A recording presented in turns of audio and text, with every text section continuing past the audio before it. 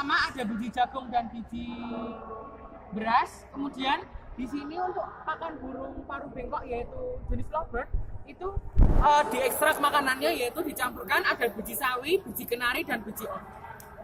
Setelah itu siswa diajak untuk menjawab soal pertanyaan mengenai konservasi dan kemudian diajak untuk memberi warna burung pada media LKS di LKS, yaitu mewarnai lovebird dan merpati. Sekian